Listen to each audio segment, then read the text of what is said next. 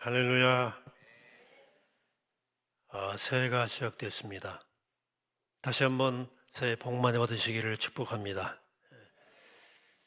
올 한해 우리의 계획을 세우기 전에 주님이 내게 뭐라고 말씀하시는가 듣기 위해서 이 자리에 나오신 여러분 모두를 축복합니다.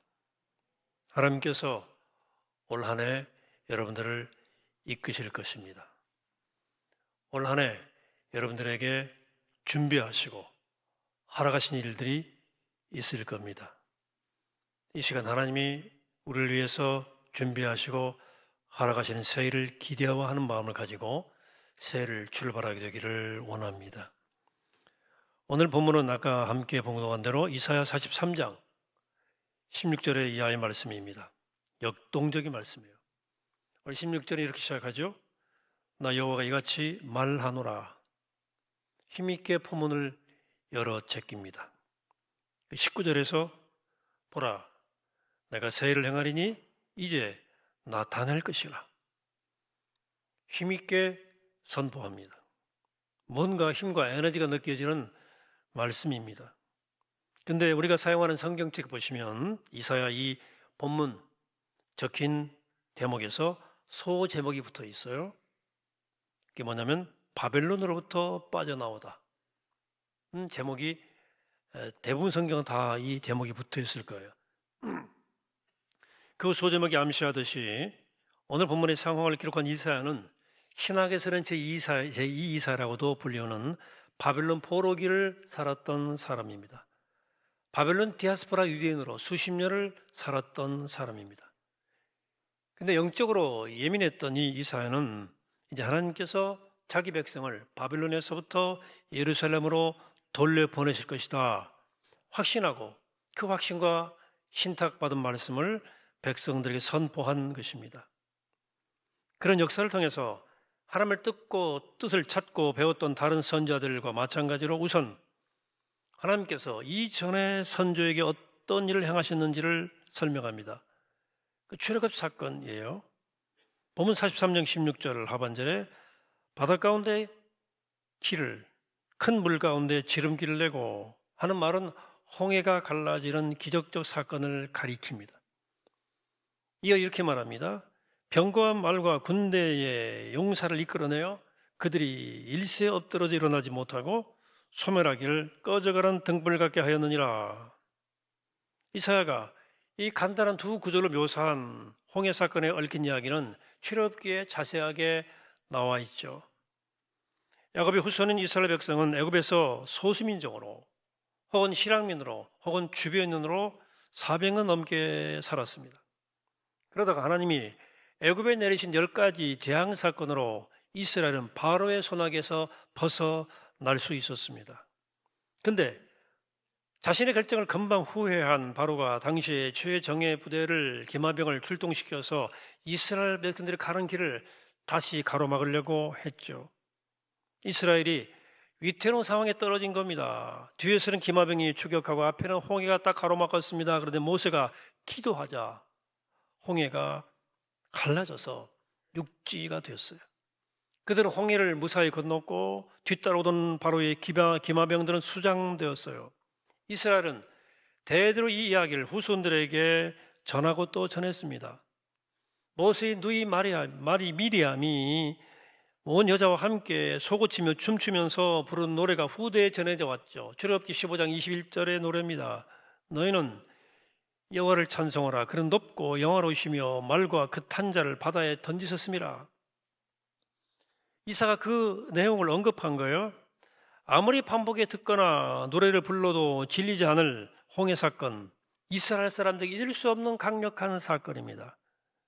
그들의 모든 신앙인 바로 이 사실을 기억하는 데서부터 시작했다고 볼 수 있겠어요. 그런데 이사야는 18절에 와서 갑자기 이해할 수 없는 발언을 합니다. 18절. 너희는 이전 일을 기억하지 말며 옛날 일을 생각하지 말라. 잊지 말고 기억하며 마음에 늘 새기고 늘 생각하라는 말이 나올 만한 순간에 정반대 말이 나온 거예요. 이상하죠? 하나님이 이스라엘 하나님의 백성으로 선택했다는 사실을 가장 드라마틱하게 보증해 주는 이 사건이 바로 홍해 사건, 홍해 기적 아니겠습니까? 이런 놀라운 일을 기억하면서 어려운 현실을 극복해 나가는 게 신앙 아니겠어요? 이 사연은 이전 일을 기억하지 말라는 거예요. 왜 그러셨을까? 이유를 하면 두 가지 정도 생각할 수 있을 것 같아요. 우선 이 사연은 당시 유대인들에게 팽배했던 과거 지향적 사고방식 위험을 경고하고 싶었던 것 같습니다. 그래서 아무도 예상하지 못한 발언, 즉 홍해의 기적을 기억하지 말라, 한강의 기적을 기억하지 말라, 옛날에 벌어졌던 그 사건에 머물지 말라 그런 거예요. 물론 과거에 벌어졌던 특별한 사건에 관한 경험은 우리가 오늘의 현재를 극복하는 데, 어려움을 극복하는 데 있어서 큰 도움이 되는 것이 사실입니다. 어려운 시절을 많이 겪었던 유대인들이 표적을 찾은 이유도 거기 있어요. 그들은 어려울 때마다 만나와 메추라기를 하늘에서 떨어졌던 시절을 기억하고 그 또 은혜와 사랑을 바랐어요. 위기를 만날 때마다 홍해가 갈라지는 일들을 기대했어요. 구약 성경에 그래서 그런 표적에 관한 이야기들이 많이 나옵니다. 그래서 예수님의 당시 사람들도 예수님에게 표적을 보여달라, 표적을 이렇게 요구하기도 했습니다. 그런데 이런 표적에 매달리면 하나님을 정작 잊어버릴 수가 있는 함정이 있어요. 표적은 하나님이 그분을 경험하는 데 중요한 매개 수단이 되지만 역설적으로 그런 표적이 하나님의 신앙을 왜곡시킬 수도 있는 거예요. 물론 겉으로는 다 표적이 아니고 하나님 믿는다고 말하지만 실제로는 하나님이 아니라 표적을, 요즘식으로 말하면 나의 성공 신화를 믿는 거죠. 한국교회 간증이 범람하는 이유도 여기 있어요. 하나님에 관한 깨달음과 인식은 아직 얕으면서도, 가벼우면서도 자기에게 어떤 표적이 일어나는지에 대한 열정은 뜨거워요. 그러니까 이전 일을 기억하지 말라는 말씀은 네가 휘황찬란했던 생각하는 그 소위 왕년의 일 너무 들먹이지 말라. 어제는 어제일 뿐 어제가 오늘이 아니다. 어제의 은혜로 오늘을 살지 말라. 오늘은 오늘의 은혜로 살라는 말이에요. 또 하나 이사야가 이전 일을 기억하지 말고 옛날 일을 생각하지 말라는 외친 이유는 하나님이 어떤 분인지를 더 정확하게 선포하고 싶은 데 있었어요. 오늘 이사야가 말하는 하나님은 전혀 새로운 일을 행하시는 분이에요. 하나님은 과거와 똑같은 일을 반복하시는 것이 아니라 새 일을 행하신다. 아무도 예상하지 못한 일을 하나님이 행하신다. 하나님의 새 일을 말하는 거예요. 자, 그럼 하나님이 새로운 일을 행하신다는 말은 도대체 무슨 뜻일까요? 우리가 살아가면서 소위 새로운 일을 많이 경험하죠. 오늘 새해가 왔어요. 또 지난해는 대통령도 탄핵이 되고 또 대통령 새로 뽑고 새 정부가 들어섰어요. 놀라운 일이고 정말로 새로운 일이에요. 우리는 그동안 역사의 우여곡절 부침을 겪으면서 우리나라는 여러 번 새 정부가 들어섰어요. 그때마다 새로웠습니다. 그러나 그 새로움은 금방 익숙해졌어요. 어찌 보면 해 아래 새 것이 없다는 전도서의 말씀은 현실을 꿰뚫어 보는 말씀일지도 모르겠어요. 물론 우리가 끝없이 새로운 역사를 꿈꿔야 되지만 우리가 경험하는 일들이 진실로 새로운 일인지 늘 점검해 봐야 된다. 진실로 새해인가? 이런 거죠. 숫자 안 바뀌면 새해인가? 우리가 꼭 그리고 기억해야 할 것은 진정한 새 역사는 하나님에게서만 가능하다는 사실입니다. 거기에 눈을 떠라는 거예요. 오늘 식구들 이렇게 이사야가 선포합니다. 같이 합독해 볼까요? 시작. 보라, 내가 새 일을 행하리니 이제 나타낼 것이라. 너희가 그것을 알지 못하겠느냐? 반드시 내가 광야의 길을 사막에 강을 내리니. 아멘. 20절을 다시 반복하는데 내가 광야의 물을 사막의 길을 내어 내 백성 내가 택한 자에게 마시게 할 것임이라. 이제 홍해가 갈라지는 일은 일어나지 않겠지만 대신 광야와 사막의 길이 생기고 강이 흐를 것이다. 포로 백성 그 누구도 예상치 못했던 새로운 일이 일어날 것이라고 이사야가 외친 겁니다. 여러분은 우리 일상에서 전혀 예상하지 못한 하나님의 새로운 일을 경험하십니까? 아니 혹시 올해 우리에게 전혀 새로운 일이 일어날 것이라는 기대가 이 시간 계신가요?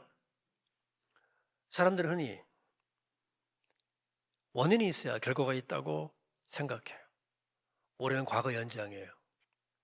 뿌린 대로 거둔다 생각을 해요. 원인과 결과가 촘촘하게 사슬처럼 얽혀 있다고 생각해요. 그래서 원인을 파악하고 결과를 예측하는 겁니다.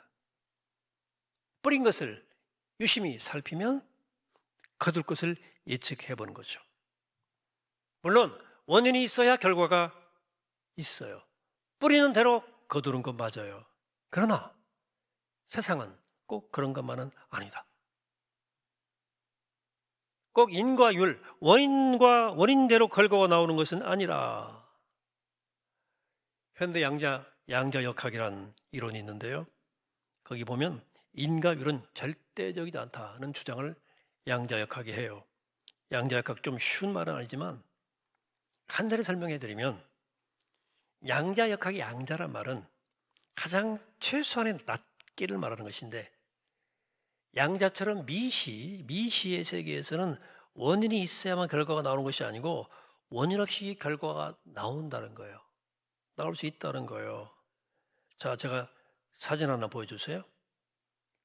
이렇게 이 컵에 물을 이렇게 부을 때 물이 이렇게 물줄기 이어져 보이지 않습니까? 근데 양자역학으로 보면 이 물을 쪼개면 물은 분자 알갱이래요. 더 잘게 자르면 낮게 알갱이가 이동하고 있다는 거예요. 그래서 이 에너지 흐름이 불연속적이라는 겁니다. 이런 현상을 소위 양자도약이라고 얘기해요. 다시 말하면 생명 현상에는 인과관계가 엄밀히 발생한다는 거예요. 이유 없이 전혀 다른 결과가, 전혀 다른 새로운 일이 일어나는 것이 현대 과학이 설명하고 있어요. 그래서 우리는 어제 일을 데이터로 해서 내일을 정확히 예측할 수 없습니다. 불연속이라고 말입니다. 예측할 수는 있지만 정확하지 않아요. 원인 없는 결과들이 막 나타나요. 이런 것들은 인공지능 할아버지가 나와도 계산 못합니다. 자, 눈이 내린다 칩시다. 눈이 내리는데 대기에 관한 정보를 다 완벽하게 입력을 해도 저 2km 상공에서 만들어진 눈이 어디에 떨어질지 AI가 계산을 할 수 없습니다. 올해 365일 어떤 일이 벌어질지 그 어떤 것도 결정되지 않았어요. 그리고 누구도 계산할 수 없어요. 그래서 사람들이 정처만 되면 목걸이 담는 심정으로 이 문명 시대 토정 비결을 보고 점을 치는 거예요. 예측해 보는 거죠. 그러나 사랑하는 여러분, 우리의 미래는 예측할 수 없습니다. 계산 불가능해요. 불규칙해요. 누구도 올해 어떤 일이 일어날지 아무도 몰라요. 그 계산할 수 없는 우리의 미래, 우리의 전체를 창조하고 주관하시는 분이 바로 하나님이셔요. 그 하나님만이 새 일을 행하시는 거예요. 하나님만이 우리 시간의 주관자예요. 하나님만이 새 일을 만들어내신 분입니다. 여러분이 새 첫 시간 하나님만이 행할 수 있는 새로운 일에 눈뜨게 되기를 축복합니다. 우리 사회 그 말을 하는 거예요. 하나님의 광야와 사막에 길을 내고 강을 낸다. 내가 택한 자에게 그 강물을 마시게 한다. 그 일은 처음 홍해 사건의 반복이 아니라 하나님의 전혀 새로운 일이에요. 사랑하는 여러분 지금 2026년은 미지의 광야 앞에 서 있어요. 혹 어떤 분들은 너무 환경이 어려워서 한치 앞을 알 수 없는 시기의 제로의 상태에 빠진 느낌이 가진 분도 있을 거예요. 맞아요. 우리의 계산으로는 한치 앞도 모릅니다. 오늘 나가다가 뭔 일을 만날지 아무도 몰라요. 내일 뭔 일이 일지 아무도 몰라요. 예측할 수 없어요. 그러나 하나님은 우리가 생각하지 못한 방식으로 광야에 길을 내시고 사막에 강을 내시는 분입니다. 좋으신 하나님이에요. 우리가 새해가 되면 새로운 계획을 세우죠. 오늘도 계획 가지고 오신 분 계십니까? 하지만 이 새해가 선포하는 새일은 우리의 계획표 안에 들어갈 수 있는 항목이 아니에요. 우리가 전혀 알 수 없는, 통제할 수 없는 영역에서부터 밀려들어오는 하나님의 선물이에요. 새해는 그런 겁니다. 그리고 우리는 이전 일을 기억하지 말아야 돼요. 그것이 과거의 영광이든 과거의 상처이든. 영광은 영원히 지속되지 않아요. 상처도 영원히 지속되지 않아요. 그 낡은 습관이든 우리 이전 일이 머물러 있다면 우리는 광야에 난 새 길을 보지 못할 거예요. 그리고 새 하나님이 내시는 길은 우리 상식을 넘어서요. 예측을 넘어선다고 홍해처럼 바다를 가르는 요란한 방식이 아닐 수도 있어요. 오늘 사막에 소리 없이 흐르는 시냇물처럼 우리 메마른 영혼을 적시는 고유한 존재의 변화로 다가올 수 있어요. 제가 지난주일 총에서 자녀로의 변화가 존재의 변화라고 말씀드렸죠. 그 존재의 변화는 소리 없는 변화라고 말씀드린 것처럼 전혀 새로운 방식으로 우리에게 새로운 일이 찾아올 수 있습니다. 그 신년이 우리는 늘 고린도후서의 바울의 선포한 말씀을 기억하죠? 합독해 볼까요? 같이 합독합니다. 시작. 누구든지 그리스도 안에 있으면 새로운 피조물이라. 이전 것은 지나갔으니 보라 새 것이 되었도다. 아멘. 바울은 하나님의 새로운 일에 대한 이사야의 선포가 예수 그리스도 안에서 완성되었다고 본 거예요. 예수 십자가 부활은 우리를 단순히 애굽이나 바벨론에서 해방되는 수준에 머물지 않고 우리를 죄와 죽음에서 해방하는 구원의 능력, 새로운 역사예요. 구원은 존재 자체를 변화시키는 거예요.